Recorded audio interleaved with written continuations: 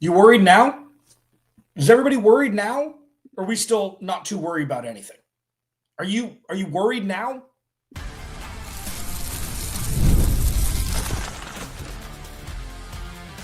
You are Locked On Cardinals, your daily Arizona Cardinals podcast. Part of the Locked On Podcast Network, your team every day. Somebody's getting fired. Somebody's getting fired. Alex Clancy, Locked On Cardinals, Instant Reaction Show, Week 6. That was scared. That was disorganized. And that was exactly what everybody feared it was going to be. Looks like a duck. Sounds like a duck. Talks like a duck. It's an embarrassing-ass football team. I'm not selling my condo. I'm not putting my condo on the market. I love it in Arizona too much. Okay? I'm not easy. I knew it was going to be you. All joking aside, Drew Petzing should be gone, should not call another snap for the Arizona Cardinals. I don't know how to compartmentalize the final score from how we got there. What we witnessed over the last half an hour of real time shouldn't exist in existence of humanity. Not an original story. Cardinals up 21-3, humming along. Offense looked great early. Defense looked great early. Run game looked good. Pass game looked good. Marv had his signature catch in the first quarter, which seems like 3 years ago from everything we experienced between then, which was the first drive of the game, and what we're looking at now. This is not all on Drew Petzing. This is Jonathan Gannon. This is the players. You can't just blame the coaches, okay? All they can do is call the plays. Maybe the plays aren't fantastic all the time, but Kyler Murray's still got to play football. Let's start with one redeeming quality. Marv looked good when he got the ball thrown to him. That's it. Okay, let's move on to everything else. This is scared.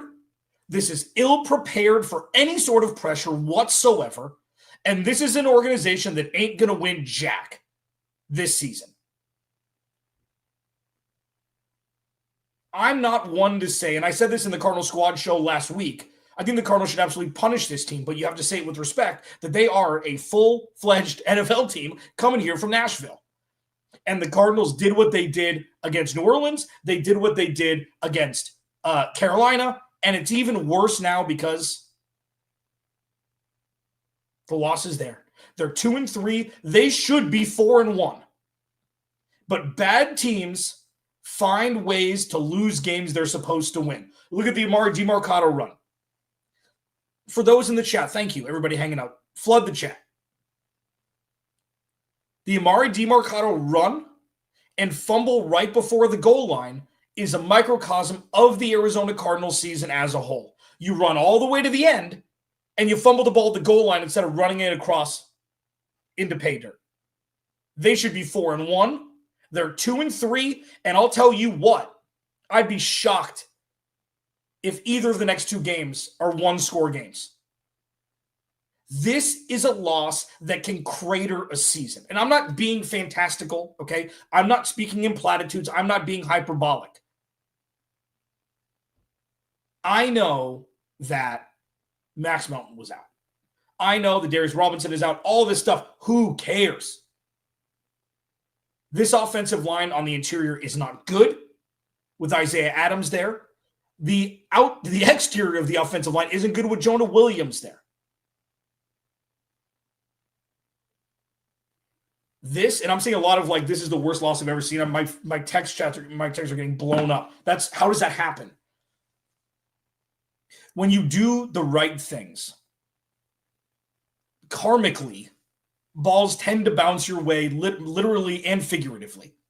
The way the Texans scored that touchdown with Tyler Lockett jumping on it when, it was like a Charlie Chaplin film with three football players who couldn't touch a football.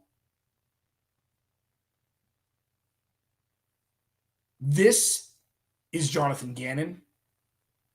This is Drew Petzing. And zero loss this year. is on the defense. They haven't been perfect, and they got gashed early in this game. Okay, so they're not perfect, but this is the first time, and listen, for those that say, get Kyler out, get Kyler out, get Kyler, that's fine. And I can see that side.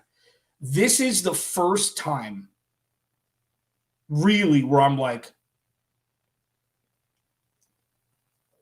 is there a team that'll give a first and a second for Kyler? I'm not all the way there yet, because that would be hyperbolic. But that clock that's ticking is now ticking in hyperspeed. If Jonathan Gannon comes out in his post-game presser and says, there are things we have to work on and I have to be better and I'm not too worried about it, I'm going to scream. I'm going to scream. What worries you then, kiddo? What worries you then? What worries you after this game? Oh, there were some good things out there, and Michael Carter played well, and the offensive line was fine, and blah, blah, blah, blah. It's like, no shot. No shot. And listen, when they didn't have expectations, you could mask what Jonathan Gannon is doing. Listen, I think Jonathan Gannon's a great leader of men, okay? Maybe he's a coordinator. I'm not ready just to throw the book at Jonathan Gannon, okay? But it's very obvious that the defense is ready and the offense isn't. The offense has these flash plays. And listen, tell your friends, steal this. It's just us and a couple hundred people. It's just us. Steal this. Tell your friends you'll look like the smartest person on the planet.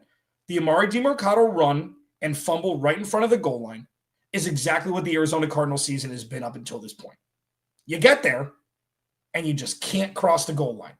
You take it for granted, you think it's easy, and then you're 2-3 and you lose to a crap box team who had no business smelling the same turf as the Cardinals today. It is unconscionable that we're having this conversation.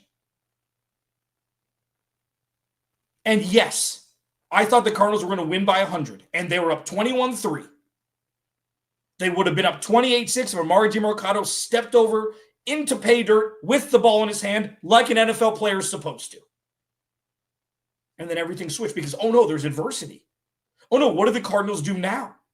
Oh no, there's something that doesn't go perfectly, so they actually have to use their brains and change things and fix it, and oh no, they lose. Like, that's how fast it happened.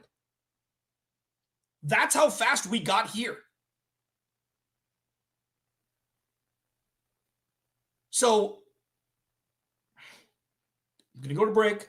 Hang with me. It's going to be 1 minute. I'll be right back. I'll give the full breakdown with the numbers and everything on Monday, as I always do.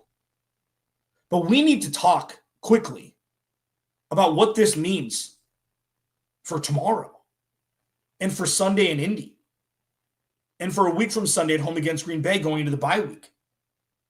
Like, there are serious conversations that need to be had now. And I'm here to do it with you. Be right back. This episode of Locked On Cardinals Instant Reaction Show is brought to you by Square. Your favorite neighborhood spots run on Square, man. There's so many in Arizona. There's over 100 businesses that make the neighborhood the neighborhood.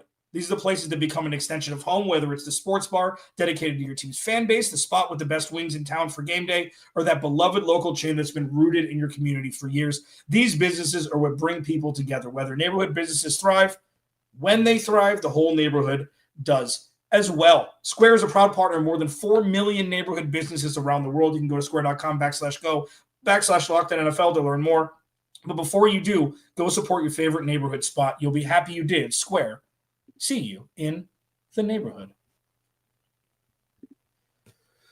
Cardinals lose. I more wish they would have just got blown out, because it would have been a different way to witness this team than what we've seen every week so far this year.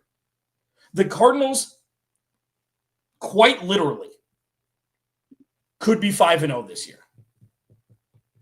Like, truly. And that's not like, oh, any team could be 5-0 because, you win games, you lose games. No. The Cardinals 100% could be 5-0 this year. Yet they're a bad team with bad leadership in certain spots and that yields a 2-3 record. They are wasting Trey McBride's career. They're wasting Paris Johnson Jr.'s career. They're wasting these players' career. I feel bad for Calais. Like, bad teams find ways to lose games they have no business losing. And somehow the Cardinals are like the best at that. Them and the Chargers are the best at that. They find ways to lose games they're 100% supposed to win. This one, this year, is on Jonathan Gannon. Yeah, Drew Petzing hasn't been great. Okay? The play on the field hasn't been great.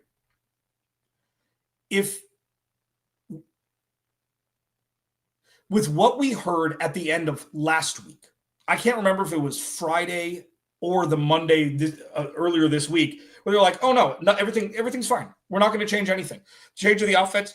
No, I'm not worried about it. I'm not too worried about it. I'm not too worried about what other people are worried about. What worries you then, sir? What worries you then?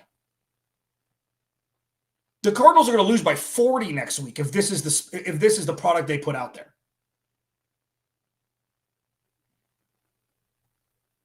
This is red alert right away. I don't care what the offense looks like the rest of the year. If they do fire Drew Petzing, I was not for it up until what I just saw. That was an embarrassment. Just like the first 3 quarters on Thursday night, this was worse somehow. How is this worse? How is that possible? They're finding newer and newer lows to get to, when for a quarter of the game, they look like an all-star team.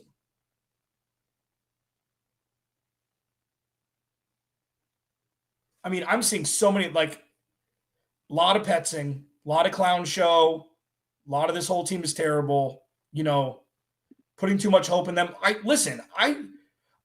try to be like, you look at the roster and you're like, well, this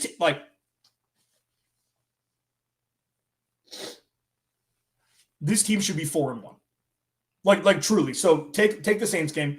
There's no world they should have lost to the 49ers. And there's no universe that exists truthfully or imaginatively. I don't care if it's Mork and Mindy or the Milky Way. There's no world the Cardinals should have lost today. There's no world. I feel bad for the fans. It makes Michael what are those things called? Casa whatever, like the red seats in the stands, a new thing that Michael Bidwell thought, this is going to draw people. Let's paint the color of the seat different and charge them a lot. And they'll get some food. This is going to bring things in.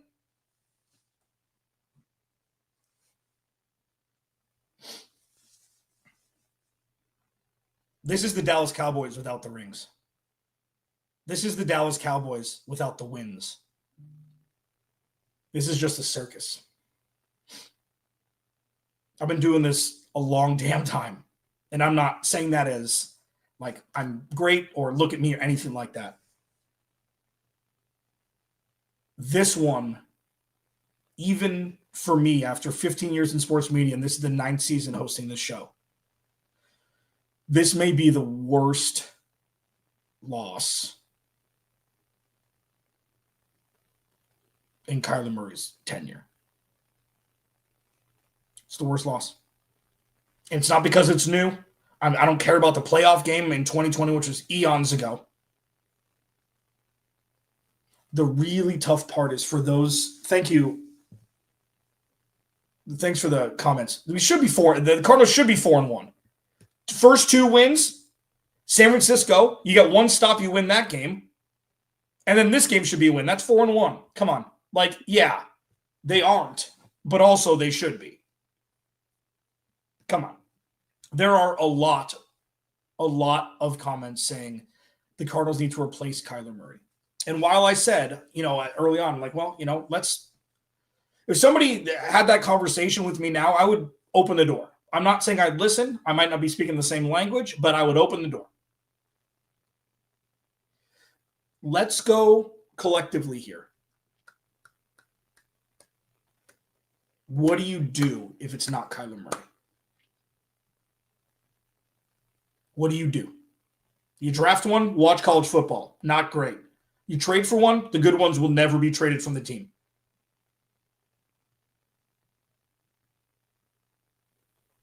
I will see you all Monday. Just shattering numbers today. Thank you so much for joining. We are going to jump on immediately after I hit end stream. And it will be myself, Jameel Douglas, and Ben Garcia on the Cardinal Squad Show for a full hour.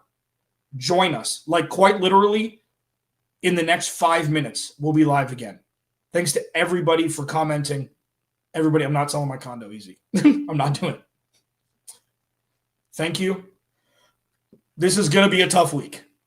And I promise I will be your therapist Monday through Friday, Locked on Cardinals. I'll see you Monday. But right now, Cardinal Squad Show. Join us. I'll talk to you soon. Man, I cannot believe they lost that game.